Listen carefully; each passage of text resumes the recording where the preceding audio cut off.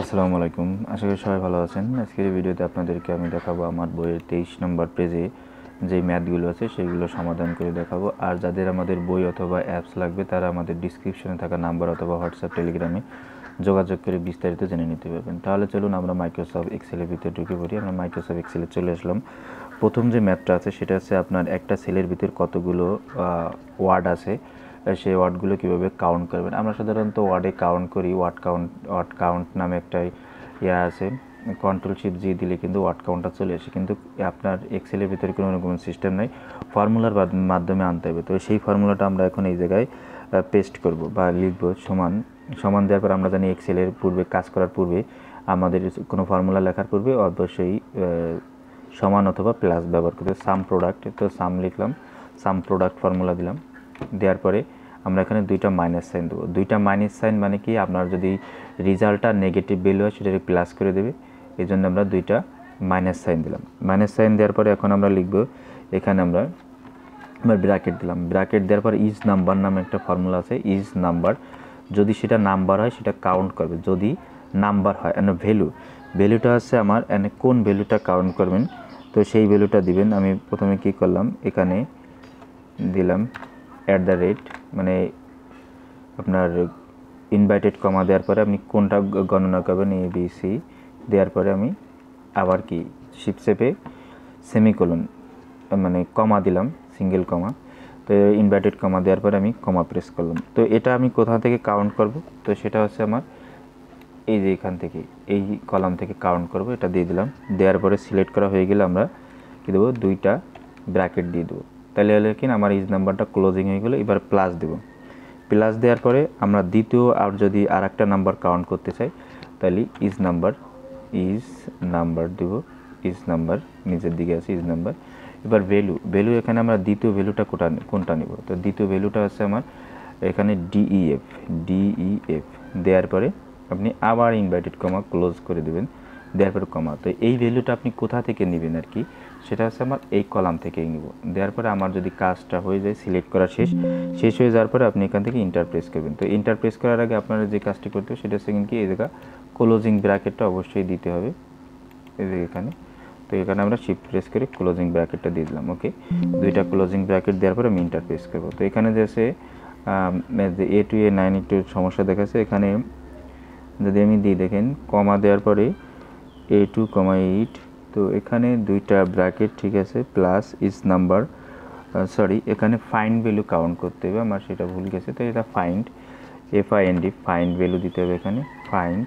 ওকে, find দিলাম। এতে এখানেও আমার কি ইজ নাম্বারের ভিতর ফাইন্ড ভ্যালু দিতে হবে, ফাইন্ড। তো যাওয়ার পরে আমি ফাইন্ডটা দিয়ে দিলাম। ওকে, ফাইন্ড দেওয়ার পরে এখন আমি যদি ইন্টার প্রেস করি তাহলে দেখেন 8টা আছে। তো 8টা আমি কীভাবে গুনলাম, দেখেন এখানে ABC। তো আমি যদি একটু আপনাকে ইয়া করে দেখাই কন্ডিশন ফরম্যাটিংয়ের মাধ্যমে, এখানে হাইলাইট, এখানে টেক্সট। তো টেক্সটটা আমি কি দিচ্ছি, ABC দিয়ে দিলাম এখানে, ABC। ওকে, ABC দিয়ে দিলাম। তো ABC কোটার ভিতরে আছে অটোমেটিক, কিন্তু সেটা কাউন্ট হচ্ছে ওই যে ABC। দেখেন এখানে ABC আছে, এখানে ABCDF, তাহলে কয়টা হলো, দুইটা 4টা 5টা 6টা, এই জায়গায় দেখেন 7টা, এই যে 8টা। তাহলে আমার কি, আমার গণনাটা ঠিক আছে। এইভাবে কিন্তু আপনারা আপনাদের ওয়ার্ডগুলো কাউন্ট করতে পারবেন, যে কোন ওয়ার্ডগুলো কতবার আছে সেটা কিন্তু এভাবে এক্সেলের মাধ্যমে কিন্তু আপনারা দেখতে পারবেন। ওকে, তো আর একটা বিষয় এটা হচ্ছে যে আপনি যদি ডাইনামিকভাবে করতে চান সেটাও করতে পারবেন, যে ডাইনামিকভাবে কয়টা আছে সেটা যদি দেখতে চান। দেখেন এই জায়গা যদি আমি আর একটা সিস্টেম করি, এখানে ওকে, তো এখানে যদি আমি শুধু একটা ভ্যালু গুনতে চাই, একটা ABC, তো এর সিঙ্গেলভাবে করতে চাইলে এটা আমি পরে একটা ভিডিওতে দেখাবো, যদি ভিডিও ডিউরেশন অনেক হয়ে যাবে। তবে 23 নম্বরটা এখন এই যে দ্বিতীয় যে ম্যাথটা, সেটা হচ্ছে যে আপনার এখানে কতগুলো টেক্সট এবং নিউমেরিক্যাল ভ্যালু কতগুলো সেলে লেখা আছে, ব্ল্যাঙ্ক সেল বাদে, অর্থাৎ এটা স্কিপ বাদে করবো। তাহলে এটা আমরা কী করবো, সমান কাউন্ট, COUNT, কাউন্টটা ফর্মুলার মাধ্যমে আমরা জানি টেক্সট এবং নিউমেরিক্যাল ভ্যালু কাউন্ট করে, আবার শুধু কাউন্ট ভ্যালুতে শুধু নিউমেরিক্যাল ভ্যালু কাউন্ট করে। তো এখন এটা যদি আমি এইভাবে সিলেক্ট করে দিই, যে আমার দেখেন এই জায়গায় ইন্টার প্রেস করলাম, 5টা আছে। তো 5টা কীভাবে, এই ফাঁকা সেল বাদে, এই যে ফাঁকা সেলটা আছে আমি যদি একটু দেখাই, এই ফাঁকা সেল বাদে 5টা সেল আছে। দেখেন এখানে আছে 2টা, এখানে আছে 3টা। কাউন্টার ফর্মুলার কাজ হচ্ছে কি, আপনার যে টেক্সট এবং নিউমেরিক্যাল যে সেলগুলো আছে সেই সেলগুলো সে কাউন্ট করবে ব্ল্যাঙ্ক সেল বাদে।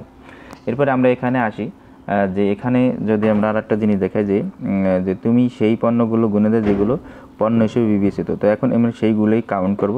দেখেন এই জায়গায় আমরা যে কোনো একটা নাম লিখি, APPL, অ্যাপেল লিখলাম। লেখার পরে এখানে আমরা কি দেবো, সমান দেবো। সমান দেওয়ার পরে কী লিখবো, কাউন্টার। তো কাউন্টার ফর্মুলা দিলাম, কাউন্টার ফর্মুলা।